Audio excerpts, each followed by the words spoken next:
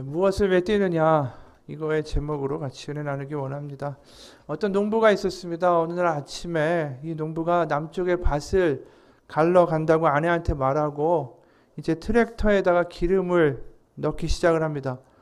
그러니까 이제 기름을 넣다 보니까 기름이 모자른 거예요. 그래서 이제 기름통을 들고 주유소로 향해 걷기 시작합니다.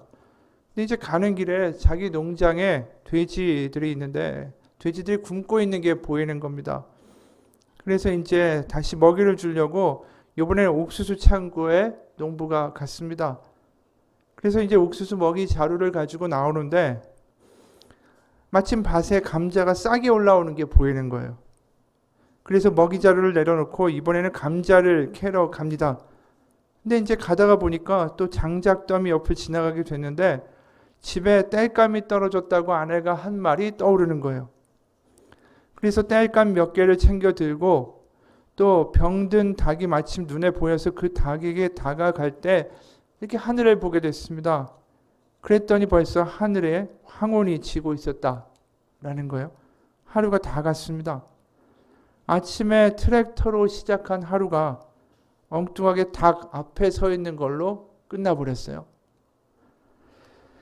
이 농부의 하루를 보면 어떻습니까? 게으른 거 아닙니다.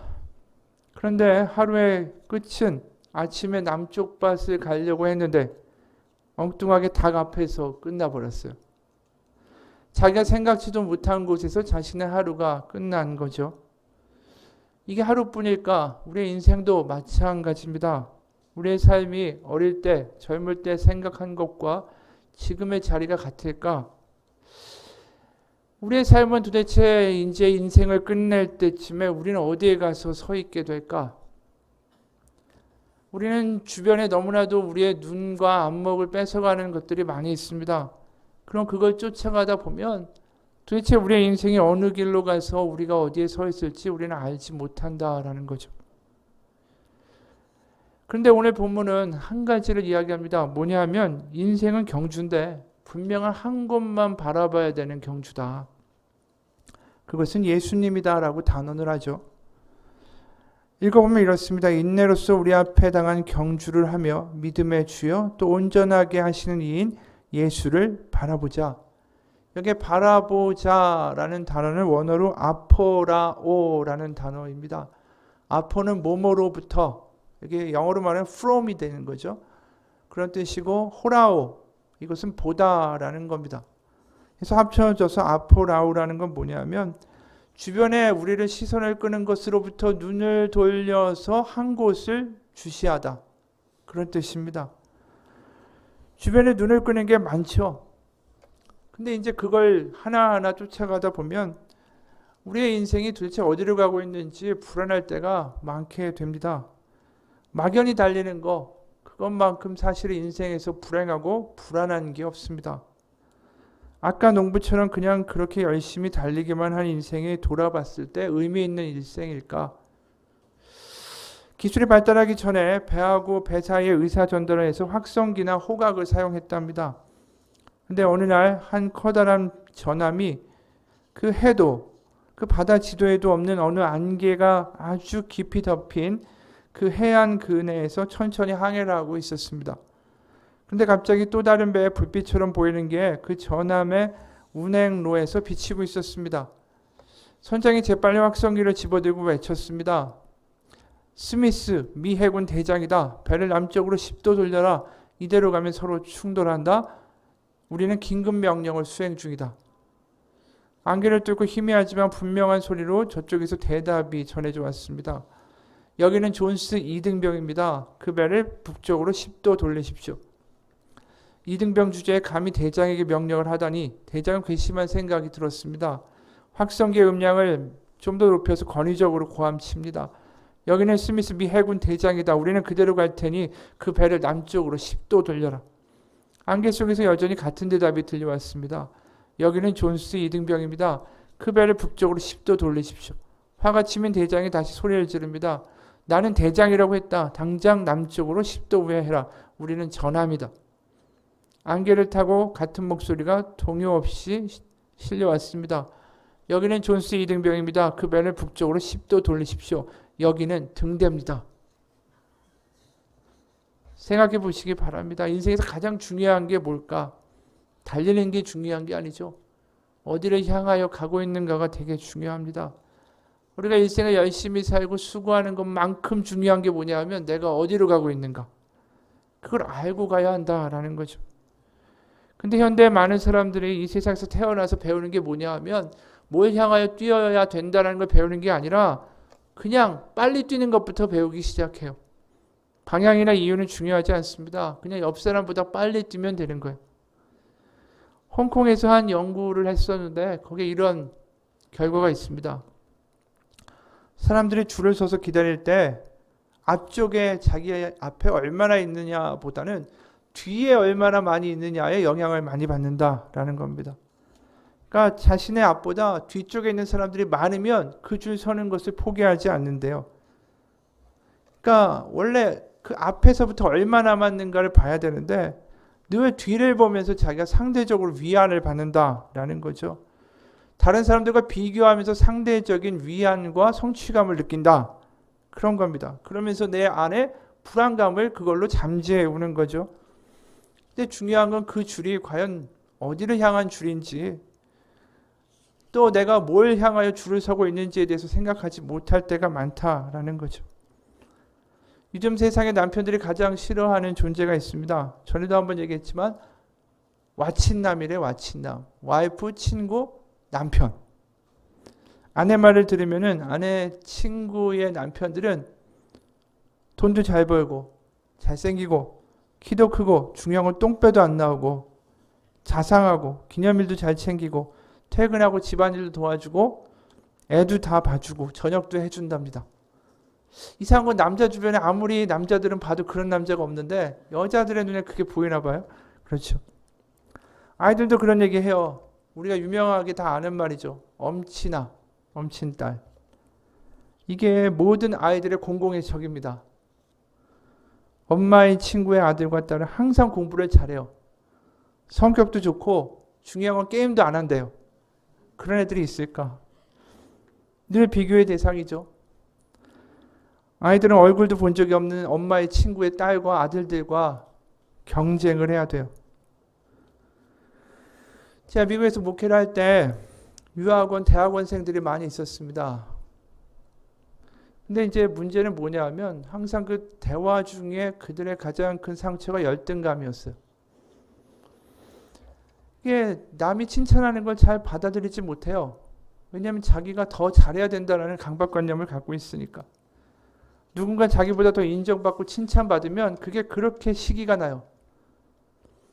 아니 세상 보기엔 정말 똑똑한 친구들입니다.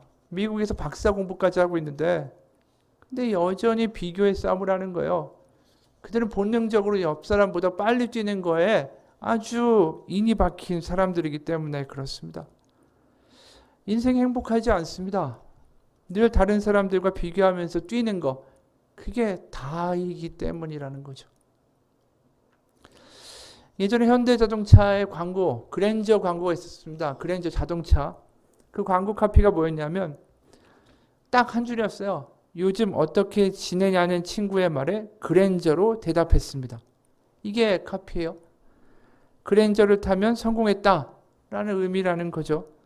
그래서 그 광고 한참 나갈 때 이런 패러디가 있었어요. 그러자 친구는 람보르기니를 보여주었습니다. 이 광고는 말하는 거예요. 뭐냐면 남보다 친구들보다 더 좋은 차 타는 거 그걸 위해서 열심히 살아라. 그게 가치 있다. 또 레미안이라는 아파트의 TV 광고도 있었어요. 여고동창 2명이 차를 타고 갑니다. 근데 그 친구 여고동창이 차장으로 진급을 했나 봐요. 그러면서 그 옆에 있는 여자 이름이 윤재 씨라는 사람인데 윤재 씨와 딸을 자기 차로 집에 바르다 줍니다. 그러니까 윤재 씨가 차장이 돼서 좋은 차 타고 다니는 그 동창한테 대단한데? 라고 말해줍니다. 그런데 이제 윤재 씨의 집에 데려올 때 레미안 아파트에 도착한 거예요. 그때 그 동창이 윤재 씨한테 네가 더 대단한데? 라고 말합니다. 그 말을 들은 윤재 씨가 뿌듯해하는 것으로 광고가 끝이 나요. 메시지는 간단합니다. 열심히 죽어라 돈 벌어서 남들이 부러워할 레미안에 살아라. 세상은 달리는 겁니다. 무조건 옆 사람보다 빨리 달리는 거예요. 근데 죄는 과연 무엇일까? 바로 세상에서 없어질 그것에 나의 모든 것을 달릴 때 그것이 우리의 죄고 우리의 문제가 된다라는 겁니다. 왜 이런 이야기를 하냐면 세상에서 없어질 것을 위해 달리기 시작할 때 우리 중요한 것을 잃어버리게 되고 중요한 것을 보지 못하게 된다는 거죠. 그렇기 때문에 그게 죄가 되는 겁니다. 호스피스에서 봉사자로 활동하는 유애옥 씨가 있어요. 호스피스는 이제 말기 암 환자들이 머무는 요양소입니다. 거기에 간 분들은 그냥 거기서 일생을 마무리하죠. 거기에 병동에 들어온 당관한 말기 여성분이 있었대요. 그 유애옥 씨가 얘기하는 겁니다. 그분은 남편과 사이가 좋지 않았답니다. 2주 동안의 호스피스 병동 입원 기간 내내 남편은 병상의 아내를 딱 2번 찾아왔습니다. 그분이 숨을 거두던 날의 일입니다. 이 봉사자로 일하는 유혜옥 씨가 가보니까 남편과 아이들이 그 아내의 임종을 지켜보러 찾아왔습니다. 자녀가 어머니의 뺨에 입을 맞추면서 마지막 인사를 건네는 동안에 60대 남편은 등을 돌린 채 돌아보지 않았습니다. 지켜보던 유혜옥 씨가 남편의 손을 잡고 말합니다. 선생님, 사모님께 한마디만 해주세요. 사랑했다고 또 고마웠다고요. 한사코 거부하던 남편이 아내를 향해 사랑했소 라고 했습니다. 말을 마친 뒤에 남편은 아내의 얼굴을 몇 분간 말없이 쳐다봅니다. 내가 미안해요. 내가 잘못했소. 남편은 바닥에 주저앉았고 호스피스 병동은 남편의 울음소리로 가득 찼습니다. 그 울음이 다른 게 아니라 그동안 인생을 다른 곳을 보며 달리고 낭비했던 자신이 아내한테 너무나도 미안한 거죠. 또 대장암 말기로 입원한 여성분도 있었답니다. 그분은 큰아들이 7살 때 이혼하고 두 남매를 의붓 어머니에게 맡겼답니다. 임종을 앞두고 아이들이 보고 싶었지만 내가 무슨 면목으로 애들을 보겠냐 그러면서 망설였습니다. 근데 이 유혜옥 씨가 봉사하면서 권한 거예요. 어머니 하나도 안 잊었어요. 계속 전화하세요. 전화해서 사랑한다고 하세요. 그래서 10번 통화한 끝에 아들과 딸이 전화를 받았습니다. 미안해. 엄마가 잘못했어. 사랑했어. 엄마 죽은 다음에도 계속 사랑할 거야. 아이들은 10년 만에 만난 친엄마의 임종을 지켰습니다.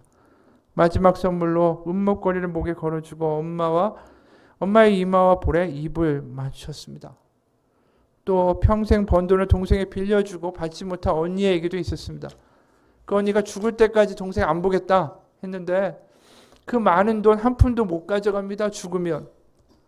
이 유혜옥 씨가 설득하니까 동생을 용서하고 수년 만에 재회한 자매가 사랑이라는 말만을 주고받으면서 눈물을 펑펑 흘리면서 울었습니다. 그때 이 봉사자였던 유혜옥 씨가 이런 말을 했어요. 결국 마지막 순간에 우리에게 남는 건 사랑뿐이라는 진실을 알게 됩니다. 여러분 그렇죠. 우리가 인생이라는 경주를 마칠 때 우리에게 남는 게 뭘까? 인생에 그렇게 숨가쁘게 달리는 이유는 무엇일까라는 거죠. 오늘 2절의 말씀을 보면 이런 말씀이 나옵니다. 믿음의 주여 또 온전하게 하시는 이인 예수를 바라보자. 우리가 달리되 예수를 바라보자라는 거예요. 근데 예수님은 어떻게 표현하냐면 믿음의 창시자요 완성자이신 예수님이라고 표현합니다. 이건 원어예요. 원어로는 그렇게 되어 있습니다. 한글로는 믿음의 주여 온전하게 하시는 이라고 되어 있는데 그 헬라어 원어로 보면 믿음의 창시자고 완성자시다라고 예수님을 표현해요. 그러니까 그분을 따라 사는 삶이 우리 삶에서 후회를 남기지 않고 우리가 죽어서도 영생으로 갈 수 있는 유일한 길이기 때문에 그분을 보자라고 얘기하는데 여기에 보면 창시자라고 이야기할 때 창시자를 헬라어로 아르케고스라고 이야기합니다. 이 아르케고스는 그 당시 예수님 당시에 어떤 의미로도 쓰였냐 하면은 배가 아주 거친 파도를 만나가지고 정박하기 어려울 때 또 항구가 너무나도 수심이 낮아가지고 배가 들어가지 못할 때 그 배 안에서 가장 수영을 잘하는 사람이 험한 풍랑을 헤치면서 목숨을 걸고 밧줄 하나를 끌고 가가지고 그걸 육지에다가 묶어주는 거예요. 그래서 그 일을 하는 사람, 그 풍랑 가운데 자신의 몸을 던지는 사람을 아르케고스라고 했다라는 거죠. 그러니까 한마디로 이 이야기는 뭡니까? 우리가 범죄함으로 하나님과 원수가 됐을 때 우리가 우리의 원하는 것들과 우상들을 향하여 달려가고 있을 때 그러면서 험한 풍랑 속에서 언제 좌초될지 모르는 삶 가운데 있을 때에 바로 그 험한 풍랑 속에 밧줄을 가지고 뛰어든 분이 있다라는 거죠. 그분의 손에는 생명의 줄이 걸려 있었고 그것은 우리를 하나님과 다시 화해시키는 화해의 줄이었습니다.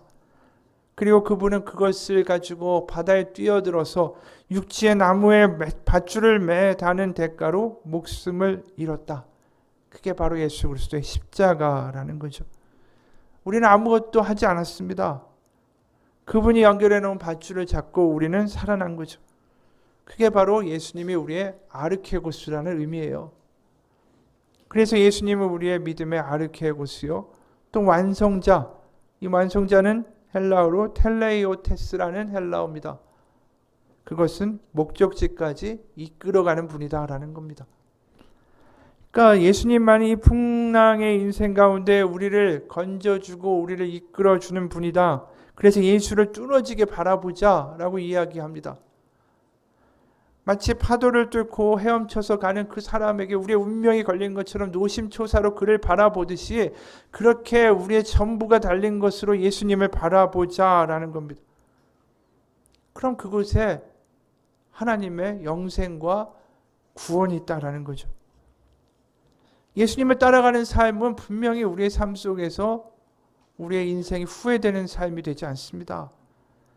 에베소서 1장 5절에 보면 그 기쁘신 뜻대로 우리를 예정하사 예수 그리스도로 말미암아 자기 아들들이 되게 하셨다라고 이야기합니다. 히브리서 2장 17절에 보면 그러므로 그가 범사의 형제들과 같이 되심이 마땅하도다. 이는 하나님의 일에 자비하고 신실한 대제사장이 되어 백성의 죄를 속량하려 하심이라. 그가 시험을 받아 고난을 당하셨은즉 시험 받는 자들을 능히 도우실 수 있느니라. 그분이 표류하는 우리를 위해서 이 땅 가운데 뛰어들어오신 거예요. 이 파도가 일고 이 엉망인 세상 가운데 예수님이 우리를 구하기 위해 뛰어들어오신 겁니다. 그런 예수를 바라보라. 그분은 사랑이시라.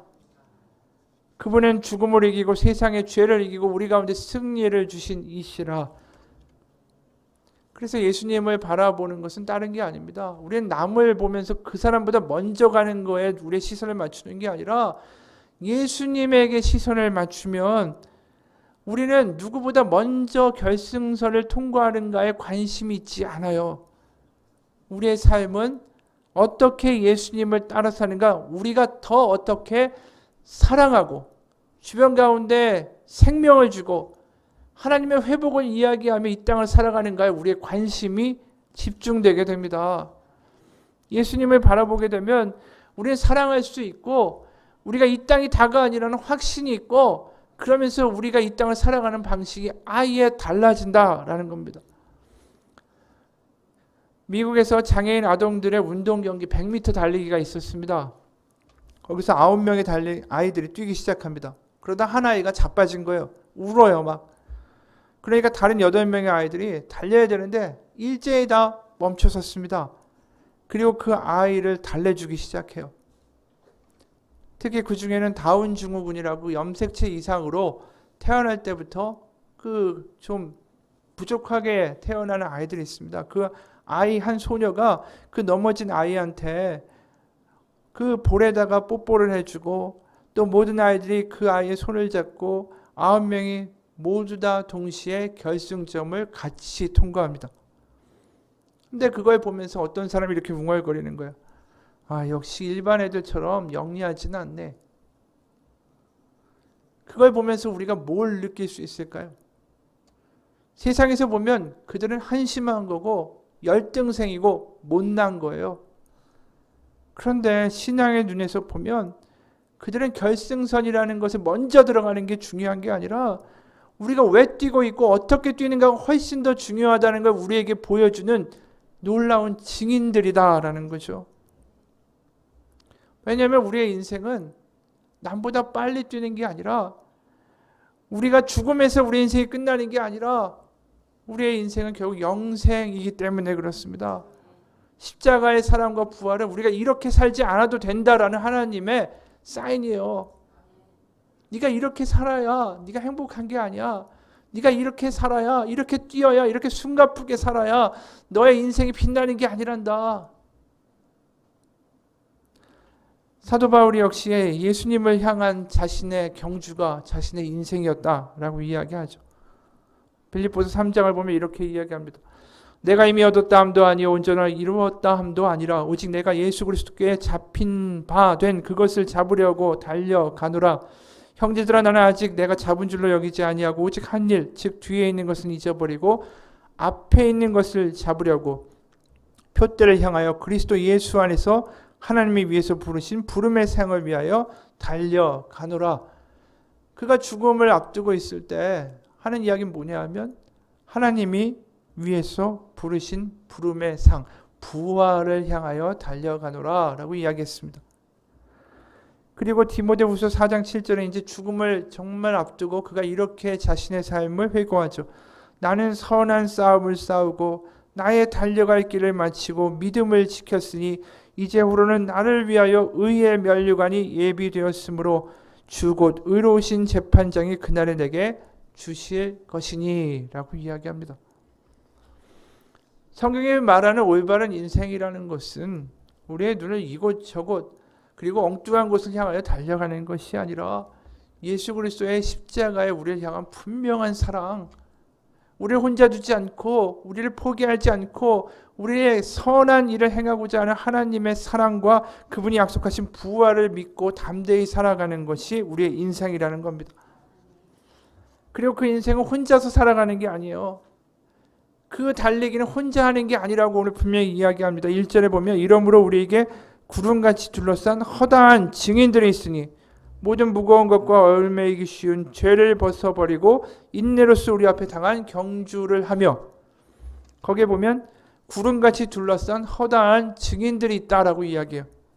그건 과거에도 현재에도 우리가 예수 그리스도의 십자가와 부활을 믿으며 이 땅을 살아갈 때 믿음의 동지들이 있다라는 거죠. 같이 손을 잡고 뛰는 겁니다. 세상처럼 누구보다 먼저 가기 위해서 달리는 게 아니라 하나님이 이 땅 가운데 교회라는 공동체를 주신 것은 예수 그리스도의 복음을 믿고 부활을 믿고 십자가의 사랑을 믿고 이 땅 가운데 다른 방식으로 살아가는 믿음의 경주를 하는 사람들을 만들어내신 거예요. 두 다리와 오른손을 잃은 어떤 사람이 있습니다. 이분이 의족을 하고 뉴욕의 마라톤을 나갔어요. 그래서 뉴욕의 마라톤을 의족을 두 다리 다 끼고 뛴다는 게 얼마나 어렵겠어요. 그래서 완주를 했는데 얼마 걸렸냐면 9시간 50분이 걸렸어요. 근데 이분이 이런 이야기를 합니다. 뉴욕으로 출발하는 당일날 아침이 됐다. 그동안의 무리한 훈련 때문에 대회 당일까지 체력이 회복되지 못했다. 11월의 추위와 떨며 도착한 행사장 입구에서 나는 동행했던 일행을 잃어버렸다. 굉장히 불안했겠죠. 다리가 없는데 의족 끼고 있는데 동행자를 잃어버린 거예요. 순간 불안이 엄습해 왔다. 그래도 스스로를 다독이며 출발선에 섰다. 이제 드디어 달리기가 시작되고 교통을 통제하던 뉴욕 경찰들이 힘찬 박수로 나를 환영해 주었다. 코너를 돌자 이번에 경기를 보고 있던 주민들이 나에게 환호와 박수를 건넸다. 반바지를 입었기 때문에 그들도 나의 의족을 알아볼 수가 있었다. 점점 처지던 나는 훨씬 늦게 출발한 다른 사람들에게 따라잡혔지만 차근차근 한 발씩 그렇게 달렸다. 얼마쯤 지났을까? 점점 몸이 지쳐간다는 걸 느낄 수 있었다. 한 20km를 달리고 마음이 흐트러지려고 하는 순간에 미국인 아주머니 두 사람이 내게 말을 걸어왔다. 어디서 왔느냐라고 내게 질문을 하는 그녀들을 바라보다가 순간 앞으로 고꾸라지고 말았다. 아주머니들은 넘어진 나를 보며 크게 당황했고 내게 연신 괜찮냐며 물었다. 하지만 나는 웃으면서 그녀들을 안심시키고 같이 달리는 와중에 그 중에 한 사람은 힘이 든다라고 포기를 했고 나머지 한 명은 나와 동행해준 사람으로 같이 걷기 시작했다. 말도 잘 통하지도 않고 어색하기도 하고 나는 나만의 레이스를 향해 나만의 속도로 걷고 있는데 도대체 이 여성은 왜 나와 함께 걷는 건가 의문이 생겼지만 그래도 한눈 팔다 넘어질까 그렇게 걸어갔다. 얼마 지나지 않아 의료진 천막이 나타났다. 그녀는 내게 계속할 것인지 물었다. 나는 포기하고 싶지 않았다. 설령 내 다리가 문제가 생긴다 하더라도 신경 쓰고 싶지 않았다. 그녀는 그런 나에게 계속해서 나와 함께 걷겠다라고 말했다. 그 후에 우리는 체력이 고갈되어 더 이상 나갈 수 없을 때마다 잘 통하지도 않는 서로의 언어로 묻고 대답하기를 이어갔다. 마침내 도착지 인근에 있는 도심 어귀에 도착하자 이미 체력은 고갈되어 더 이상 쥐어짤 수조차 없을 지경에 이르렀다. 하지만 결승점은 아직도 보이지 않았고 마라톤이 마무리되어 가는지 응원해주는 시민들도 이제는 거의 보이지 않았다. 그때 그녀가 거리의 사람들에게 함성과 박수를 유도하며 내게 응원을 해달라라고 이야기를 했다. 얼마 되지 않던 관중들은 우리를 향해 아주 힘찬 박수를 건넸다. 마침내 이 대장정의 길도 2km를 남겨두고 있었다. 나는 잠시 난간을 붙잡고 마지막 힘을 쥐어짜내며 부들부들 몸을 떨었다. 그런 나를 그녀는 말없이 지켜봐 주었다. 그때 나와 함께 걷던 그녀를 반겨주며 다정하게 포옹을 건네는 한 무리의 사람들이 나타났다. 알고 보니 그녀를 기다리던 가족들이란다. 나와 동행하지 않았다면 벌써 도착해 가족들과 즐거운 시간을 보냈을 텐데 이제 난 더 이상 망설이고 주저할 수 없었다. 나는 결승선으로 죽을 힘을 향해 갔다. 결국 그녀도 같이 결승선을 향해 뛰어나갔다. 결승선에 도착한 뒤에 나는 그대로 주저앉고 말았다. 누군가 나에게 보온 담요를 덮어주고 어떻게 숙소로 갈 건지 물었지만 대답할 말들이 생각나지 않았다. 나는 나와 함께 걸어준 그녀를 찾았다. 저 멀리 그녀가 한박 웃음을 지으며 서 있었다. 어디서 그런 힘이 나왔는지 모르겠지만 나는 그녀에게 남을 힘을 쥐어짜 다가갔다.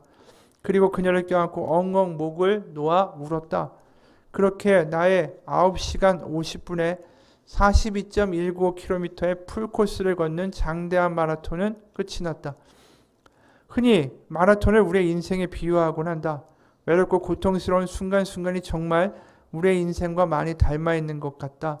하지만 나는 이 마라톤을 통해 또 하나 새로운 사실을 알게 되었다. 인생에서 우리는 경쟁자가 아니라 동반자라는 것이다. 우리가 이 마라톤을 보게 되면 누가 1등 했는지에 관심이 있죠. 근데 믿음은 1등에 관심이 있지 않습니다. 결승선까지 어떻게 뛰느냐, 우리의 삶의 마무리까지 어떻게 뛰느냐, 그것이 믿는 사람들에게 중요한 거죠. 우리는 이 세상을 살아가면서 이 이야기를 하는 거예요. 힘을 내십시오. 예수님이 있습니다. 그리고 자유를 주고 생명을 선포하고 그렇게 우리는 이 땅을 살아가도록 부름받았다라는 거죠. 누가복음 4장 18절 19절 유명한 구절 아닙니까? 주의 성령이 내게 임하셨으니 이는 가난한 자에게 복음을 전하시려고 내게 기름을 부으시고 나를 보내사 포로된 자에게 자유를, 눈먼 자에게 다시 보게 함을 전파하며 눌린 자를 자유롭게 하고 주의 은혜의 해를 전파하게 하려 하심이라. 우리가 하나님의 사명을 갖고 예수님을 바라보며 이 땅을 살아가고 사랑하기로 결단하는 순간에 하나님 우리 가운데 능력을 주세요. 자유케 하고 회복케 하는 건 우리의 힘이 아닙니다. 바로 여기에 나와 있는 것처럼 주의 성령이 내게 임하셨으니, 우리는 이 땅을 그렇게 살아가도록 또 살아갈 수 있도록 하나님께서 인도하신 하나님의 백성들입니다. 그렇기 때문에 우리가 하는 경주는 남보다 빨리 뛰는 경주가 아니라 하나님의 나라를 이야기하는 싸움이고 생명과 자유를 선포하는 경주입니다. 헨리 나우엔이라는 사람이 그 장애인 공동체에 갔을 때 그 설교하러 왔던 D라는 목사님의 이야기를 적은 게 있어요. 이 목사님이 설교를 하러 장애인들 앞에 섰을 때 너무나 당황스러웠어요. 그곳에 수용되어 있는 사람들이 자기 몸조차 어떻게 지탱하기 어려운 중증 장애인들이었기 때문입니다. 무슨 말을 해야 되나 난감해하고 있을 때 무슨 말을 해야 이들이 알아들을까 설교단에 서서 한참 망설이고 있는데 한 장애인 남성이 앞으로 다가오더니 그 목사님의 손을 꽉 잡아줬습니다. 그래서 용기를 얻은 그 목사님이 마음의 문이 열려 그들에게 말씀을 전할 수가 있었죠. 설교를 마친 다음에 그 목사님이 자기 손을 잡아준 남자에게 고맙다라고 이야기를 했어요. 그랬더니 그 남자가 온몸을 쥐어짜면서 아주 간신히 겨우겨우 말합니다. 뭐라고 얘기했냐면 손은 잡으라고 있는 것입니다. 이 목사님이 이 말이 자기한테 들려주는 말처럼 하나님의 말처럼 들렸다라는 거죠. 그렇기 때문에 우리가 성경을 보게 되면 로마서 16장에 보면 얼마나 많은 사람들의 이름이 나옵니까? 뭐 이렇게 사람의 이름이 많아? 그럴 정도로 많이 나와요. 앞에만 읽어봐도 너희는 그리스도 예수 안에서 나의 동역자들인 브리스가와 아굴라에게 문안하라. 그들은 내 목숨을 위해 자기들의 목까지도 내어놓나니 나뿐 아니라 이방인의 모든 교회도 그들에게 감사하느니라. 내가 사랑하는 에베네도에게 문안하라. 그는 아시아에서 그리스도께 맺은 첫 열매니라. 마리아에게 문안하라. 안드로니고에게 문안하라.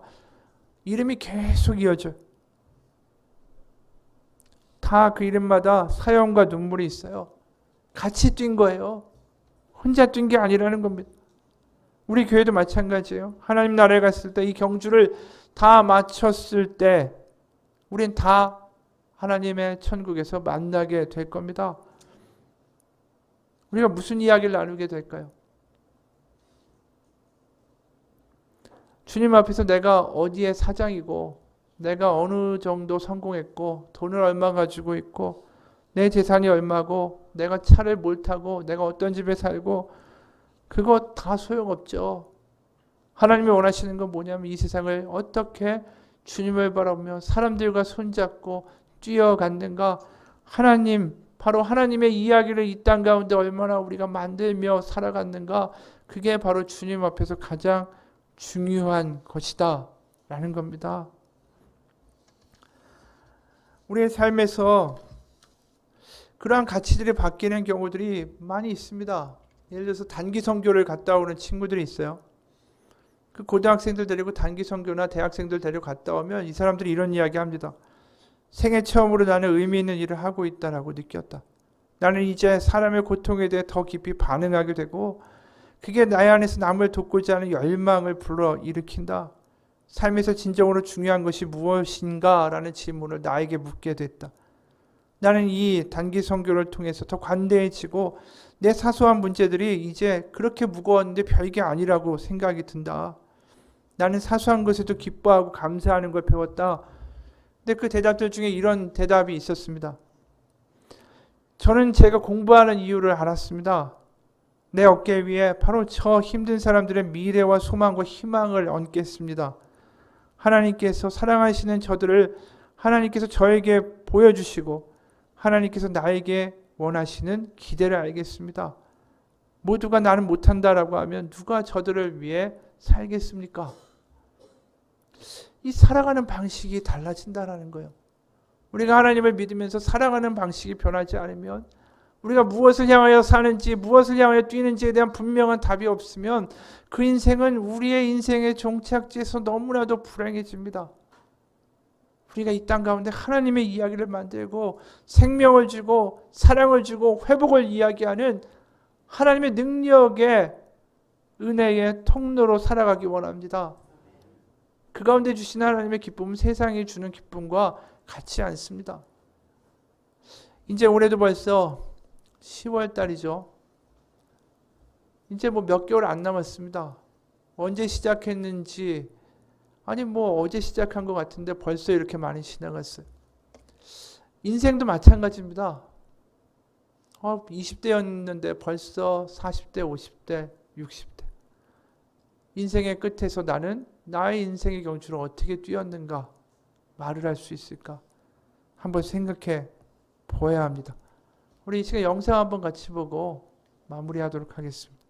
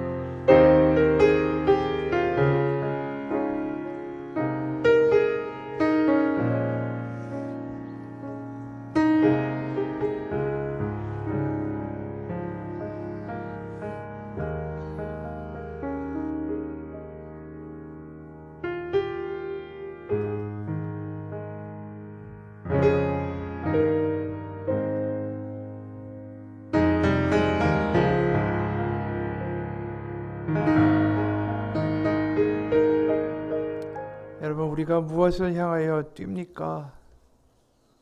우리 인생은 무엇을 향하여 달리고 있습니까?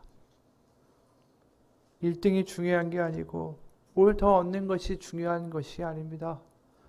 우리 삶에서 얼만큼 사랑하고 얼만큼 주님 안에서 살고 얼만큼 주님 안에서 자유하게 살았는가, 그리고 얼만큼 하나님의 이야기를 이 땅 가운데 만들어내고 살았는가, 그것이 우리의 삶의 결론이 될 것입니다. 같이 기도하겠습니다. 하나님 아버지, 우리의 싸움을 살고 남과 비교하며 거기서 더 달리는 것에만 집중하고 더 가지는 것에만 매달리는 우리의 삶을 아버지 앞에 회개합니다. 우리가 주님을 믿는 것은 다른 것이 아닙니다. 세상의 비교로부터 자유롭게 되고 세상의 멸시로부터 자유롭게 되고 세상의 저주와 모멸로부터 자유롭게 되며 세상의 욕구와 정욕과 물질로부터 자유롭게 되어 하나님 그분이 모든 것을 우리 가운데 허락하시며 나를 선한 길로 이끌어 가신다라는 믿음을 가지고 살아가는 것입니다. 더 가지는 것이 아니라 하나님을 더 믿고 더 자유하고 더 사랑하고 더 베풀며 생명을 주고 회복을 이야기하고 권면하고 격려하며 쓰러진 이들을 세워주며 믿음의 동지들과 함께 이 땅을 살아가는 하나님의 이야기를 만드는 우리가 되게 하여 주시옵소서. 하나님, 세상에서 아무리 잘 살아도 같이 즐거워하고 같이 울어줄 리가 없는 것만큼 불행한 것이 없습니다. 우리는 벽을 쌓고 살고 세상 가운데 외톨이로 살아가는 사람들이 아니라 믿음의 징해들과 믿음의 동기들과 함께 이 땅을 살아가며 하나님의 이야기와 하나님의 자유함을 이 땅 가운데 경험하며 사는 삶이 되게 하여 주시옵소서. 살아계신 예수 그리스도의 이름 받들어 기도합니다. 아멘.